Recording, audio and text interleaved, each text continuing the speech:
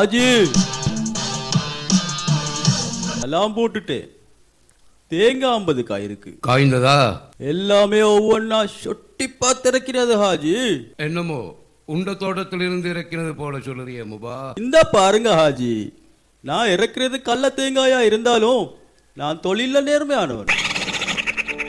எலச காஞ்சதுன்னு சொல்ல மாட்டேன், காஞ்சதை எலசன்னு சொல்ல மாட்டேன். ஹலீமா ஹலீமா.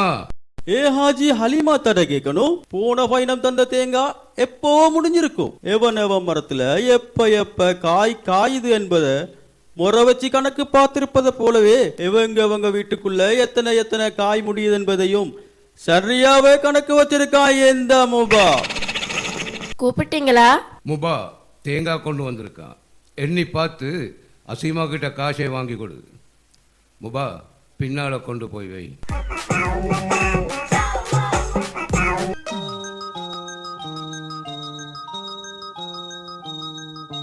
பாண்டி, நாங்க ஸ்கூல் போறோம். அந்த பிசாசு கூட்டம் வரலையா? நாங்க வராமல் இருப்போமா?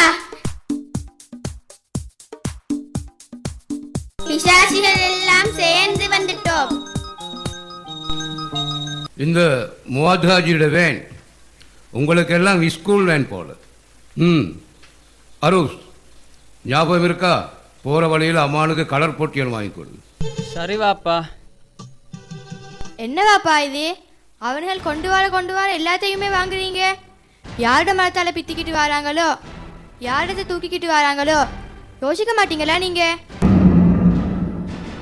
அசீமா, அவங்க கொண்டு வரதுல நாங்க விலை போட்டு வாங்கிக்கலையேண்டா எங்க மரங்களையும் கண்ணு வச்சிருவானுங்க.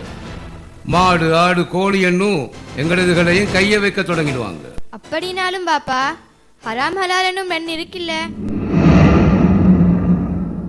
அசீமா, அச்சடித்த நோட்டுல அப்படி எதையும் பிரிச்சு அடிச்சில்ல. இதையெல்லாம் பிரிச்சு அறிந்து கொள்ளும் அளவுக்கு உனக்கு வயசும் ஆகல. அதனால எனக்கு புத்தி சொல்ற அளவுக்கு நீ அவசரப்படாதே. போய் தேங்காயிட கணக்குக்கு காசை கொடு. கிழக்கு இறக்க முளைச்சிட்டா பறக்க தொடங்குமா. கொஞ்சம் கால் உயர்ந்ததோட அசீமாவையும் சிந்திக்க தொடங்கிட்டா போல. அதான் கேள்வி மேல கேள்வியா வருது. தேங்காயை எண்ணி போட்டுட்டேன், காசையும் எண்ணி எடுத்துட்டேன். வரட்டா? ஏன் அவசரம்? அவசரம்தான். இல்லைண்டா 5000 6000 என்று விற்கக்கூடிய தேங்காய உங்களுக்கு 3000க்கு தருவேனா? கொண்டு வந்த உடனே அள்ளி கொட்டி கொண்டு காசு அள்ளி வீசுறோமே, அதை யோசிமுப்பா. இப்ப ஐட்டம் எவ்வளவு போகுது? காது சுரண்டியால அளந்தா போல கொஞ்சம் 3000 கிட்ட ஆகுது ஹாஜி. பேசிக்கிட்டு இருக்க நேரம் இல்ல, வாரேன்.